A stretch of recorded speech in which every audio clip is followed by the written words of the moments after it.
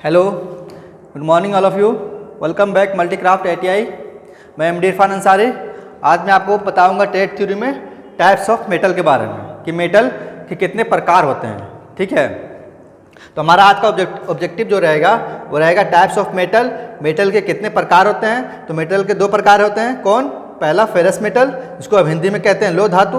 दूसरा होता है नॉन फेरस मेटल, जिसे हिंदी में कहते हैं अलोह धातु। और फिर जानेंगे उसके बाद कि process of production of steel, मतलब जो स्टील बनाते हैं उसका जो स्टील को जो प्रोडक्शन करते हैं उसका प्रक्रिया क्या है, उसका प्रोसेस क्या है ना। तो इससे पहले हम लोग जो टॉपिक कर चुके हैं धातु के बारे में, पहले हमने पढ़ा था धातु के बारे में कि धातु है क्या, मेटल है क्या।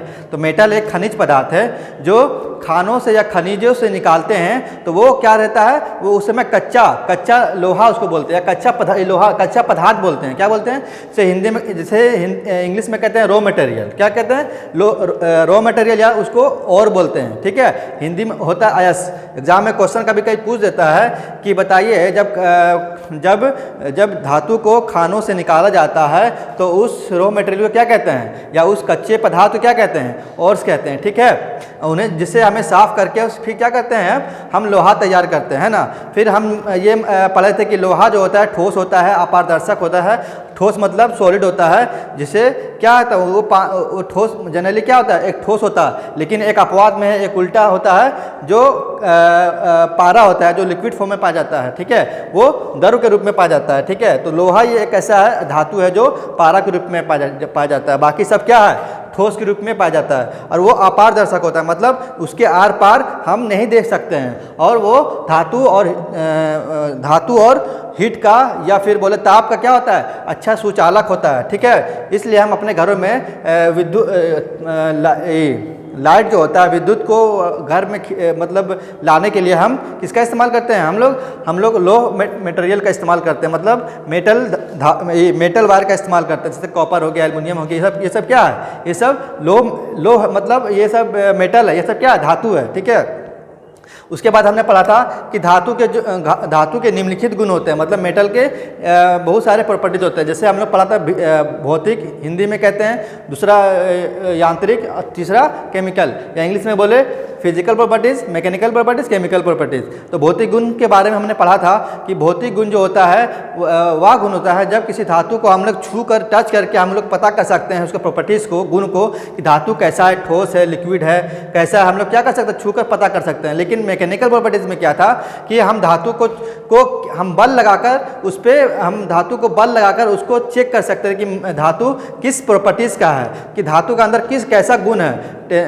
डक्टिलिटी गुण है, तन्यता है, आघात वर्धनीय है, या इलास्टिसिटी है, प्लास्टिसिटी है। तो उस पर क्या हम बल लगाकर हम क्या कर सकते थे, उसके प्रॉपर्टीज़ को चेक कर सकते थे। मतलब अलग अलग मेटल का क्या होता है, अलग अलग क्या होता है, प्रॉपर्टीज होता है। मतलब जब अलग अलग मेटल पे हम बल लगाएंगे तो उस पर क्या अलग अलग प्रतिक्रियाएं आती है। ठीक है, जैसे कि हम सोना पे अगर हम बल लगाएंगे तो क्या होगा, वो लंबा तार खींचता चला जाएगा। ठीक है, अगर उसको पीटेंगे तो क्या होता है, पतली से पतली शीट बनती चली जाएगी, लेकिन वो टूटेगा नहीं। तो अलग अलग धातु क्या होता है, अलग अलग गुण होता है। ठीक है, तो आज हम जानेंगे टाइप्स ऑफ मेटल। तो जो हमारे स्टूडेंट वो वीडियो नहीं देखे हैं, धातु का जो हमारे बहुत इंपॉर्टेंट चैप्टर है इंजीनियरिंग फील्ड में, ठीक है, और इससे अक्सर एग्जाम में क्वेश्चन पूछे जाते हैं। एग्जाम में क्या, ये कंपटीशन एग्जाम में भी क्वेश्चन इससे पूछे जाते हैं। ठीक है, जो हमारे स्टूडेंट वो वीडियो नहीं देखे हैं तो वो प्लीज़ जाके यूट्यूब के प्ले लिस्ट में जाके वो वीडियो देख ले। ठीक है, जिससे आपको ये वीडियो ये टॉपिक समझने में आसानी होगी। तो चलते हैं, बिना देर के स्टार्ट करते हैं टाइप्स ऑफ मेटल। तो बोलता है ferrous metal. Types of metal जो होता है, मतलब धातु कितने प्रकार के होते हैं? धातु दो प्रकार के होते हैं। पहला फेरस मेटल, जिसको हिंदी में कहते हैं लोह धातु, और दूसरा होता है नॉन फेरस मेटल, जिसको कहते हैं हिंदी में अलोह धातु। ठीक है, तो अब फेरस मेटल को हम तो जान गए कि मेटल कितने प्रकार के होते हैं, दो प्रकार के होते हैं। पहला फेरस मेटल, दूसरा नॉन फेरस मेटल। तो हम एक एक करके हम एक्सप्लेन करेंगे, उसके बारे में और अच्छे से जानेंगे कि फेरस मेटल होता क्या है। तो फेरस मेटल क्या होता है, टॉपिक हमारा ये फेरस मेटल हो गया, इसके बारे में आगे पढ़ेंगे। बोलता है वह धातु जिसमें लोह पदार्थ मतलब क्या है, लोह की मात्रा, लोह की क्वांटिटी। ठीक है, मतलब वह धातु जिसमें लोह पदार्थ या इंग्लिश में कह लीजिए आयरन सबस्टांस और कार्बन की मात्रा पाई जाती है, उसे फेरस मेटल या लोह धातु कहते हैं या कहलाती है। ठीक है, जैसे कि फिर से समझते हैं एक बार कि फेरस मेटल है क्या। तो फेरस मेटल वह धातु है जिसमें लोह पदार्थ या इंग्लिश में कह लीजिए आयरन सबस्टांस और कार्बन की मात्रा पाई जाती है, उसे फेरस मेटल कहते हैं। मतलब फेरस मेटल उसे कहते हैं जिसमें आयरन की मात्रा हो और कार्बन की मात्रा हो, तो उसे हम लोग क्या कहेंगे, उसे फेरस मेटल कहते हैं। मतलब उसमें आयरन की मात्रा होगा, जो फेरस मेटल होगा उसमें आयरन की मात्रा होगा। जैसे example pig iron, cast iron, wrought iron इत्यादि, इसमें क्या है, आयरन की मात्रा है। बिना आयरन को मिलाए हुए या बिना आयरन को लिए हुए हम कास्ट आयरन या रॉट आयरन नहीं बना सकते हैं। मतलब जो भी हमारा मेटल होगा, अगर हम फेरस मेटल बोल रहे हैं तो मतलब कहने का अर्थ ये होगा कि उसमें आयरन की मात्रा है, चाहे 1% है, चाहे 2% है, चाहे 10% है, चाहे 90% है, जितना ही परसेंट है मतलब कुछ ना कुछ परसेंट है, मतलब कुछ ना कुछ मात्रा उसमें है। और कार्बन की मात्रा मतलब आयरन की मात्रा होगा, उसमें आयरन की मात्रा एकदम होगा। अगर फेरस मेटल कह रहे हैं तो उसमें आयरन की मात्रा एकदम होगा, लेकिन उसके आयरन के साथ में क्या होता है, कार्बन भी होता है। ठीक है, लोह पदार्थ के साथ साथ क्या होता है, याद रखिए कार्बन भी होता है। जैसे स्टील क्या है, एक तरह का धातु है, मेटल है। तो कैसा मेटल है, फेरस मेटल है। कि स्टील को जब बनाते हैं तो उसमें क्या मिला हुआ होता है, उसमें हमारा आयरन होता है, उसमें हमारा कार्बन होता है। तो आयरन कार्बन मिला के क्या बनता है, स्टील बनता है, और भी सारे सबस्टांस होते हैं। ठीक है, तो हम आगे पढ़ेंगे इसके बारे में। तो अभी हम एक एक कर डिस्कस करते हैं कि हमने क्या जाना कि फेरस मेटल जो होता है वैसा धातु होता है जिसमें आयरन की मात्रा आयरन और कार्बन की मात्रा पाई जाती है, जिसे हम लोग क्या कहते हैं, फेरस मेटल कहते हैं ना। जिसका एग्जांपल है pig iron, cast iron, wrought iron इत्यादि। अब जानेंगे कि इन धातुओं में क्या होता है। बोलता है इन धातुओं में लोहे के गुण जैसे जंग लगना, चुंबक बन जाना तथा चुंबक की तरफ आकर्षित होना या प्रेशर को सहन करना जैसे गुण पाई जाती है। मतलब यह कहता है कि जो फेरस मेटल होगा उसमें जंग लगेगा, जिसमें आयरन होगा उस जाहिर सी बात है जंग लगेगा। आप देख लीजिए घर में भी अगर लोहे का कोई सामान है तो आप उसको खुले में छोड़ दीजिए, या घर में कुछ टेबल है, कुर्सी है, तो रखे क्या होता है, जंग लग जाता है। कैसे, वो हवा से प्रतिक्रिया करके हवा से एटमॉस्फेयर में जो क्लाइमेट में जो नमी होता है उससे क्या करता है, वो रासायनिक केमिकल रिएक्शन करके क्या होता है, वो जंग लग जाता है। ठीक है, उस पर क्या होता है, जंग लग जाता है। उसी को हम लोग क्या बोलते हैं, केमिकल रिएक्शन बोलते हैं। ठीक है, तो वो क्या होता है, जब जो भी मेटल रहेगा उस पर क्या करते हैं, क्या होगा, उस पर जंग लग जाएगा। उसी को जंग से बचने के लिए हम लोग क्या करते हैं, पेंट करते हैं। ठीक है, तो क्या बोला था, इन धातुओं में लोह जिसमें लोह का गुण होगा मतलब उस पर जंग लगेगा, उसको वो चुंबक भी बन जाएगा। हम लोग चुंबक किसका बनाते हैं, हम लोग मेटल का बनाते हैं ना, धातु का चुंबक बनता है। ठीक है, इसको इंग्लिश में कहते हैं मैग्नेट। ठीक है, और ये क्या होता है, जो भी धातु होता है वो चुंबक की तरफ आकर्षित होता है ना। अब देखिएगा घर में कोई मेटल है, वो चुंबक, अगर आपके पास मैग्नेट है तो देखिए वो क्या होगा, उसकी तरफ आकर्षित होता है। ठीक है, तो हाँ आकर्षित होता है, और प्रेशर दबाव को सहन करना जैसे गुण पाई जाती है। क्या मेटल तो मेटल क्या होता है, बहुत भारी भी होता है, और क्या होता है, बहुत मजबूत भी होता है। उसको आप मारिएगा, आप उसको बजाड़िए, क्या वो क्या होता है, बर्दाश्त करता है। जैसे कास्ट आयरन को आप कितना भी उसको दवा प्रेशर दे लो, या वो टूटेगा मतलब नहीं, लेकिन आप उसको खींचोगे, टेंसाइल फोर्स लगाओगे तो वो क्या होगा, वो टूट जाएगा। ठीक है, तो मेटल में क्या होता है, वो प्रेशर को सहन करने की क्या होता है, क्षमता होता है या गुण पाई जाती है। ठीक है, तो इसी जो ये सब गुण जो है वो किस में पाया जाता है, फेरस मेटल में पाया जाता है।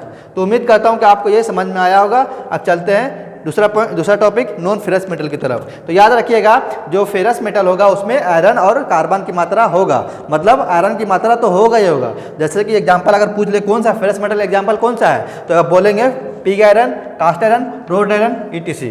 ठीक है, तो उम्मीद करता हूँ कि आपको ये समझ में आया होगा। आप चलते हैं दूसरे पॉइंट की तरफ, नॉन फेरस मेटल की तरफ। बोलता है यह वैसा धातु होता है जिसमें लोह पदार्थ और कार्बन की मात्रा नहीं पाई जाती है, साथ ही इसमें लोह के गुण भी नहीं होते हैं, उसे नॉन फेरस मेटल या अलोह धातु कहते हैं।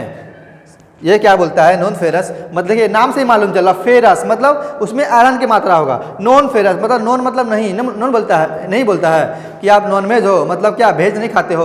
उसी तरह नॉन फेरस मेटल मतलब उसमें फेरस की मात्रा नहीं है, मतलब नॉन फेरस मेटल मतलब जिसमें फेरस की मात्रा नहीं है, मतलब उसमें फेरस मेटल नहीं होगा। ठीक है, बोलता है यह वैसा धातु है जिसमें लोह पदार्थ और कार्बन की मात्रा, जिसमें लोह पदार्थ और कार्बन की मात्रा नहीं पाई जाती है। साथ ही इसमें लोहे के गुण नहीं पाए जाते हैं। उसे क्या कहते हैं? नॉन फेरस या अलोह धातु कहते हैं। ठीक है, क्या कहते हैं? नॉन फेरस मेटल या अलोह धातु कहते हैं। जैसे example copper, aluminium, nickel, magnesium, cobalt, etc. कहने का मतलब है कि ये सब जो है एल्युमिनियम, ये किसी और इसमें सिर्फ जो भी होगा वो कॉपर के मटेरियल होगा। ठीक है, इसमें कुछ और आयरन की मात्रा नहीं होगा। इसमें जो होगा कॉपर में वो कॉपर ही होगा, उसमें आयरन की मात्रा नहीं होगा। एल्युमिनियम होगा तो एल्युमिनियम ही होगा, उसमें आयरन की मात्रा नहीं होगा। निकेल है तो निकेल ही होगा, ये आयरन की मात्रा या कार्बन की मात्रा नहीं होगा। मैग्नीशियम है तो मैग्नीशियम ही होगा, आयरन की मात्रा नहीं होगा। कोबाल्ट है तो कोबाल्ट ही होगा, आयरन की मात्रा नहीं होगा। मतलब जिसमें आयरन की मात्रा नहीं हो उसको क्या कहते हैं? नॉन फेरस मेटल कहते हैं। ठीक है, और ये इसमें जैसे ये फेरस मेटल में जैसे गुण रहते थे, जैसे ये क्या मतलब, ये इसमें जंग लगते थे, इसमें ये चुंबक बन जाता था, ये चुंबक की तरफ आकर्षित होता था, और क्या इसमें सहन करने की क्षमता भी होता था। लेकिन ये इसमें वैसा गुण नहीं होता है। ठीक है, ये एल्युमिनियम कॉपर में क्या होता है?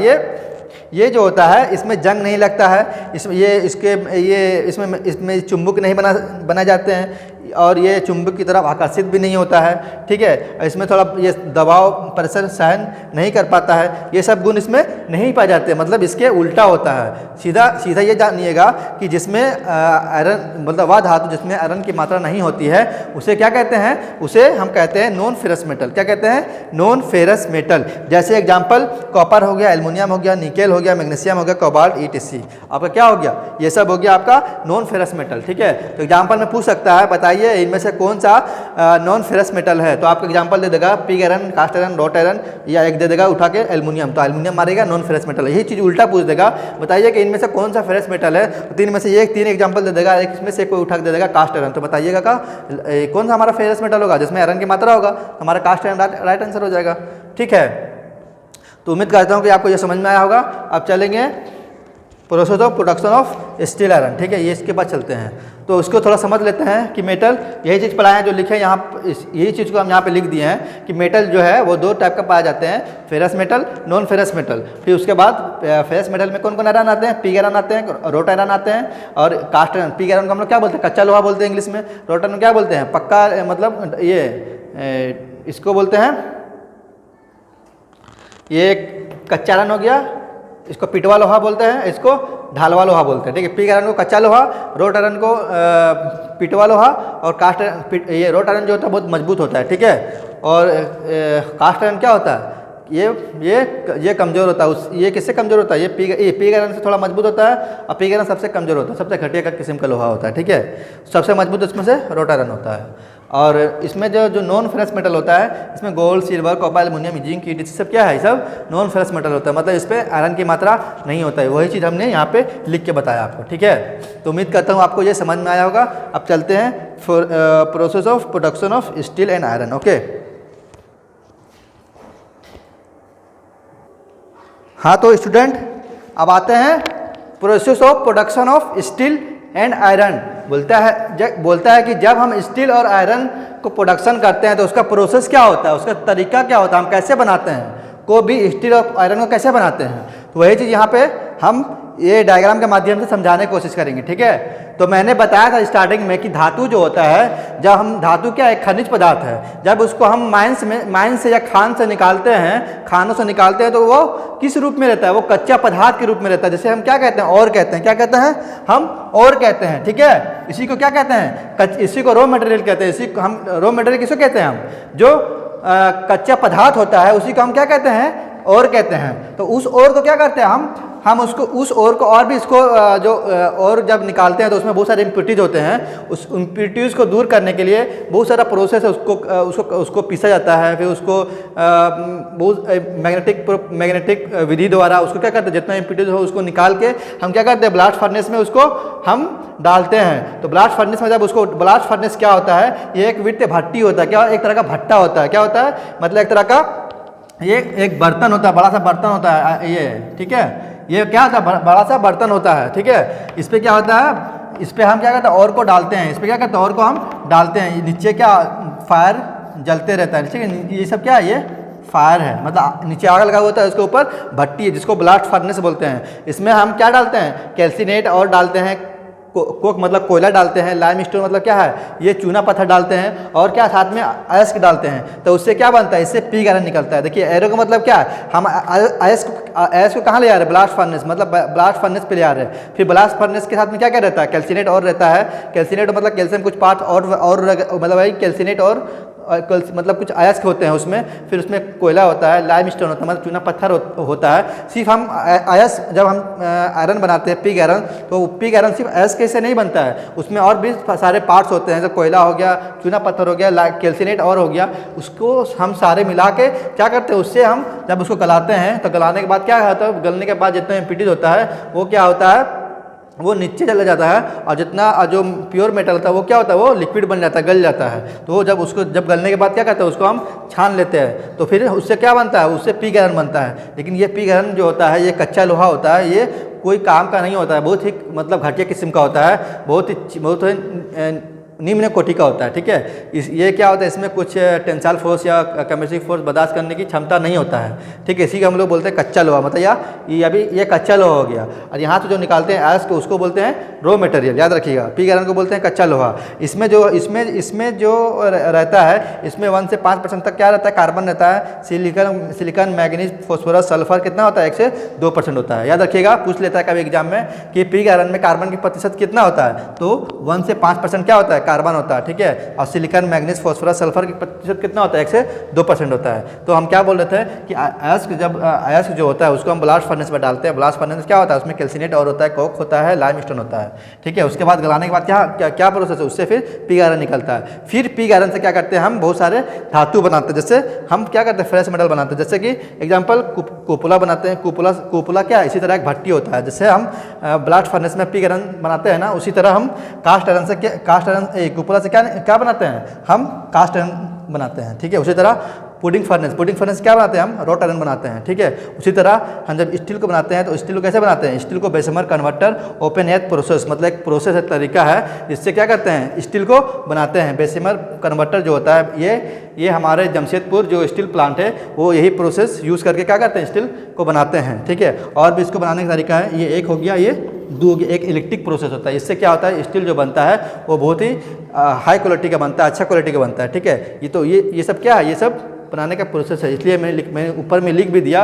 कि process of production of steel and iron, मतलब स्टील और आयरन को बनाने का जो तरीका होता है वो क्या क्या होता है। तो मैंने बताया अयस्क, जिसको हम लोग कहते हैं, और जो हम लोग खान से, जो हम लोग माइन से निकालते हैं, जो और निकालते हैं, वो जो मतलब कच्चा पदार्थ होता है उसी को हम लोग और बोलते हैं। उसको क्या करते हैं, हम उसको पीसते हैं, उसमें बहुत सारा क्राइटेरिया होता है, उसको पीसते हैं, क्रशिंग करते हैं, फिर उसको हम मतलब उसको फिर जिसमें इम्प्योरिटीज होता है, जो बड़ा बड़ा जो इम्प्योरिटीज होता है, उसको मैग्नेट के द्वारा उसे क्या करते हैं, इम्प्योरिटीज को हम खींच लेते हैं, मतलब दूर कर लेते हैं।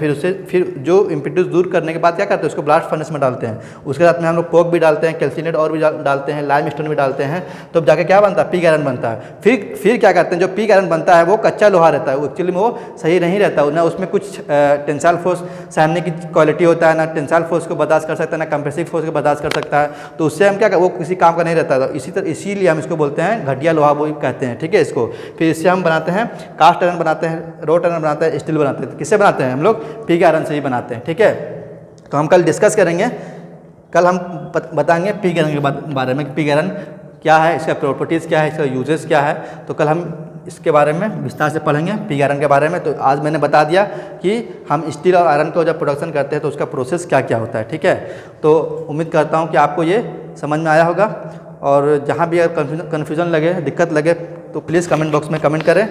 तो एक बार फिर से मैं बता देता हूँ, रिपीट कर दे रहा हूँ कि process of production of steel and iron, मतलब स्टील और आयरन को प्रोडक्शन करते हैं तो उसका प्रोसेस क्या होता है, तरीका क्या होता है। तो पहला जो और है, हम कहाँ से लाते हैं, और जो लाते हैं हम खान से या माइन से निकाल कर, जिसको हम लोग कहते हैं कच्चा पदार्थ, उसी को हम लोग कहते हैं और। ठीक है, उसमें बहुत सारे इम्प्योरिटीज़ होता है, तो उस इम्प्योरिटीज़ को दूर करने के लिए उसको हम पीसते हैं, क्रशिंग करते हैं। फिर उसको क्या करते हैं, उसमें बहुत सारे इम्प्योरिटीज़ होते हैं, उसको मैग्नेटिक अलग अलग विधि द्वारा उसको क्या करते हैं, मैग्नेटिक द्वारा भी है या फिर ग्रेविटी भी है। क्या ग्रेविटी मतलब एक विधि है उसको इम्प्योरिटीज़ को दूर करने के लिए, जो भी इसमें मिट्टी रहता है या और सारे इम्प्योरिटीज़ रहते हैं, उसको दूर करके हम लोग क्या करते हैं, ब्लास्ट फर्नेस में डालते हैं। ब्लास्ट फर्नेस के साथ हम उसमें कोक भी डालते हैं, कोयला कहते हैं, लाइम स्टोन मतलब चूना पत्थर डालते हैं, तब जाके क्या बनता है, पिग आयरन बनता है। पूछ लेता है एग्जाम में कि पिग आयरन जो है वो किस फर्नेस से बनाया जाता है, तो बोले तो हमारा आंसर हो जाएगा ब्लास्ट फर्नेस। क्या हो जाएगा? Blast furnace. ठीक है। उसी तरह आप पूछता है कि कास्ट आयरन को हम किस फर्नेस से बनाते हैं, तो कुपला। किस में बनाते हैं? कुपला में बनाते हैं। उसी तरह पूछ देगा रोट आयरन तो किस में बनाते हैं? पुडिंग फर्नेस से बनाते हैं। अगर पूछ देगा स्टील को किस प्रोसेस से बनाते हैं, तो स्टील का प्रोसेस वहाँ डिपेंड करता है ऑप्शन पे कि ऑप्शन नंबर क्या क्या दिया हुआ। इसमें से कोई एक ऑप्शन रहेगा, 3 कुछ अदर रहेगा, तो इसमें से दोनों ऑप्शन रहेगा, दोनों हो जाएगा। अगर एक रहेगा तो 3 अदर रहेगा और एक इसमें से चाहे इलेक्ट्रिक फर्नेस रहेगा, चाहे Bessemer converter open air process रहेगा, तो उसमें से जो भी रहेगा इनमें से एक रहेगा। ठीक है। तो आप इसको अगर पढ़ लेंगे तो उम्मीद करता हूँ कि आपको क्वेश्चन खाली नहीं जाएगा या फिर क्वेश्चन को नहीं छोड़ेंगे। तो उम्मीद करता हूँ कि आज को ये सेशन आपको समझ में आया होगा। तो कल हम लोग पढ़ेंगे पिग आयरन के बारे में कि पिग आयरन क्या है। तो आज के लिए इतना ही। तो 1 मिनट हम लोग कुछ MCQ क्वेश्चन कर लेते हैं। 4-5 क्वेश्चन है, उसके बाद आज हमारा लास्ट सेशन हमारा यहीं तक रहेगा। ओके।